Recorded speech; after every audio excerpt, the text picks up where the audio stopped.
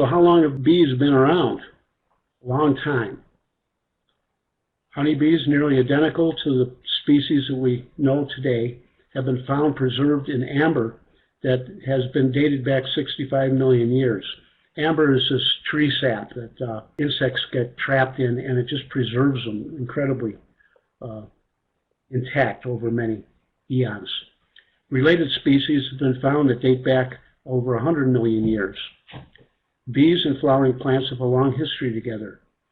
As they coexisted over millennia, they transformed the planet into a Garden of Eden in which the sons and daughters of God may evolve. Now, for those of you who are geologists, I'm sure there's some of you out there are geologists, it's interesting to note that the arrival of the bees corresponds in time to the emergence of flowering plants approximately 65 million years ago, at the end of the Cretaceous period when the dinosaurs met their demise. That's back when the asteroid hit the Earth, and the bees survived. The fact that the bee's anatomy is virtually the same as it is today, I think, is notable.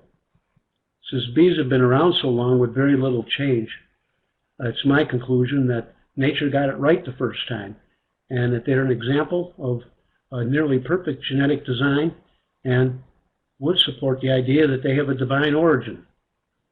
And according to esoteric tradition, we have been told that the bees came from Venus with Santa Camara as part of the rescue mission to the Earth. So honeybees have held a place of honor throughout history.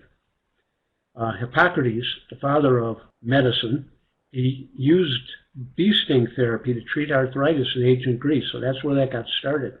And I think people are still doing it today. When I get a sting, I experience an energizing effect. And if anybody has any positive reports on their experience with bee stings, I would welcome it. All right, ancient Egypt. In ancient Egypt, bees were sculpted into the pillars of the temples at Karnak and Luxor, and they decorate the sarcophagus of the pharaohs.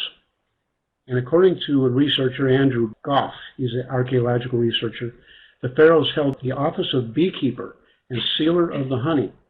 So that means our own beloved Linello, as the pharaoh Akhenaten, was not only the sun king, but he was also the beekeeper and the sealer of the honey. So to elevate the bees still higher, the early Egyptians believed that the bees were formed from the teardrops of Ra, the sun god. Now we can take this a little step further. If the bees came from Mr. and Mrs. Ra, from the sun, then the parents of the bees are our own sun parents. So we're related. We're related. There's a link here. We can infer that the bees, being direct descendants of Ra, carry the genetics of the sun. So there's a connection to solar genetics. Thank you for watching this preview. Click here to enjoy the full class for free.